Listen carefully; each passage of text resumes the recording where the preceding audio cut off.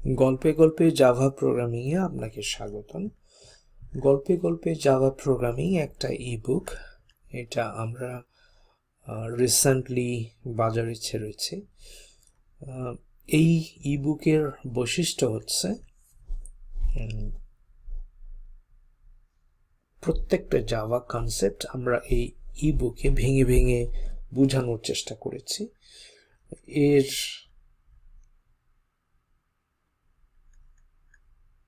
21টা অধ্যায় রয়েছে এবং 21টা অধ্যায়ে আমরা খুব সংক্ষেপে জাভা প্রোগ্রামিং সম্পর্কে আলোচনা করেছি।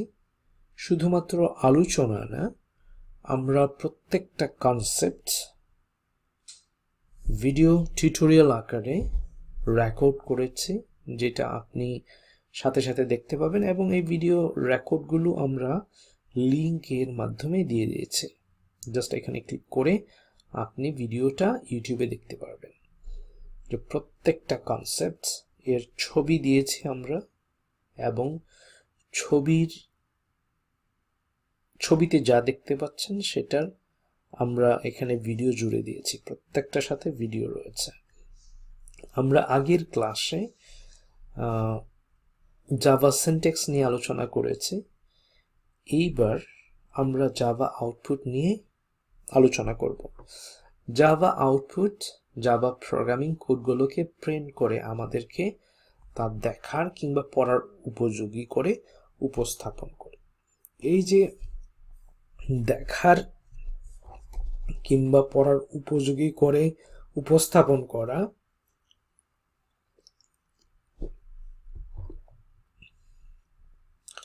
এটাকে আমরা বলি জাভা আউটপুট।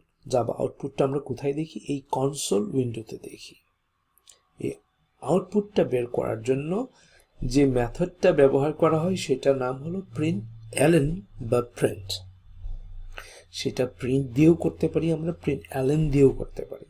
তবে প্রিন্ট এবং প্রিন্ট এলএনের মধ্যে যে সামান্য তফাৎ রয়েছে সেটা হচ্ছে, প্রিন্ট বললে দুটো লাইন পাশাপাশি দেখাবে, এতে করে একটু কম রিডেবল হয়। কিন্তু প্রিন্ট এলএন, লাইন এর সংক্ষিপ্ত রূপ হলো এলএন। যদি আমরা এলএন লিখি তাহলে এই লাইনটা প্রথমে প্রিন্ট হবে, পরের লাইনটা পরের লাইনে যাবে। সিস্টেম ডট আউট প্রিন্ট এবং system dot out print LN, out মানে আউটপুট, সংক্ষেপে আউট, এই দুটি মেথড জাভা প্রোগ্রামিং এ আউটপুট প্রিন্ট করে দেখায়। এখন system dot out print LN এবং এর মধ্যে আউট হচ্ছে আউটপুটের সংক্ষিপ্ত রূপ, এবং সিস্টেম ডট আউট প্রিন্টস এই মেথড, এবং system dot out print LN, এখানে এলএন নেই, এখানে এলএন আছে। এই দুটি মেথড জাভার প্রোগ্রামিং এ একটু আলাদা আউটপুট দিবে, সেটা আমি আগেই বলেছি। তো আলাদা কিরকম আউটপুট দিবে সেটা আমরা এইটা প্রিন্ট করে, এইটা কোড করে আমরা দেখব। ঠিক আছে? হ্যালো জাভা ইঞ্জিনিয়ার, আর এখানে আছে hello Java developers, is Java difficult. ঠিক আছে? এটা আমরা কোড করব এবং এইটার নাম দিব কি? আউটপুট। তাহলে আমরা সরাসরি এক্লিপস এ যাই এবং এইখানে একটা জাভা ক্লাস নেই, এবং এই ক্লাসের নাম হলো আউটপুট।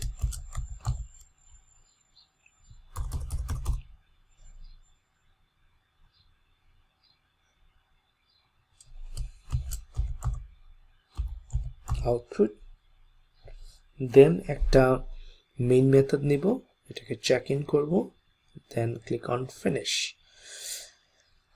তো আমরা আউটপুট ক্লাস দেখছি। এখানে আমরা লিখব সিসো, লিখে কন্ট্রোল স্পেস বারে চাপ দিব, দেন এখানে বলবো হ্যালো জাভা ইঞ্জিনিয়ার্স। প্রথমে আমরা প্রিন্ট দিয়ে এটাকে প্রিন্ট করব, ঠিক আছে। তারপরে সো কন্ট্রোল স্পেস বার, এখানে বলবো hello Java developers is Java difficult?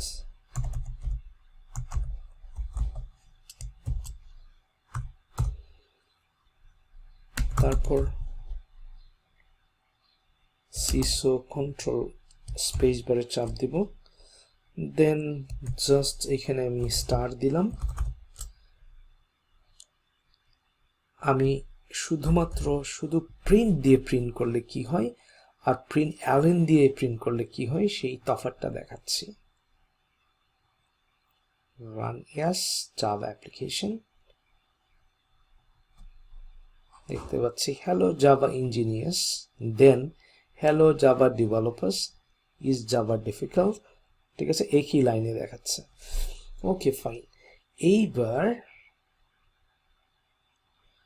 আমি এই একই আউটপুট নিচ্ছি,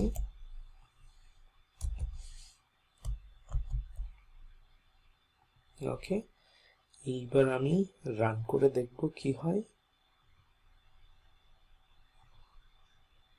দেখতে পাচ্ছি যে এইটার আউটপুট এখন আলাদা লাইনে চলে আসছে।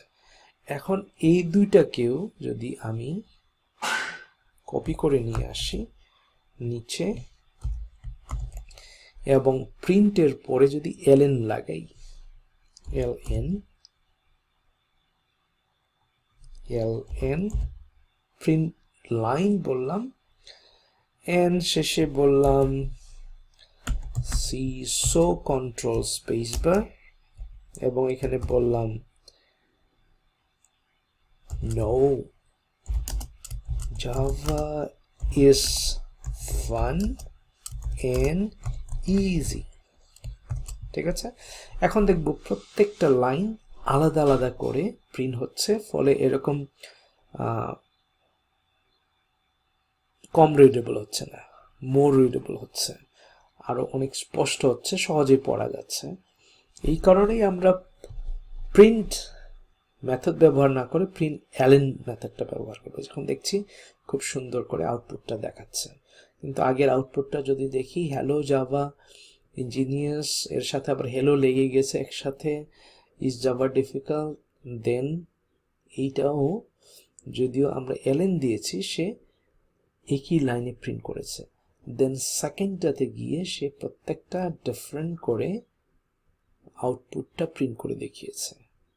সো এইটাকে আমরা বলি জাভা আউটপুট, ঠিক আছে, যেটা আমাদের এই কনসোল উইন্ডোতে আউটপুটটা প্রিন্ট করে আমাদেরকে ডিসপ্লে করছে।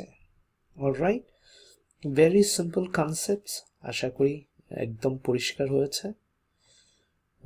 আমরা এরপরে যেটা শিখব সেটা হলো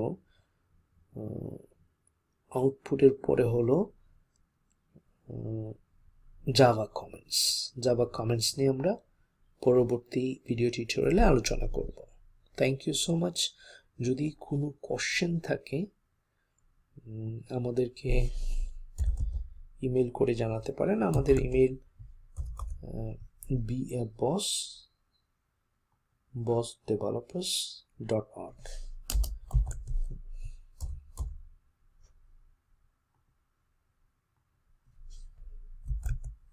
beaboss@developers.org. Okay, so thank you so much. See you in the next video tutorial.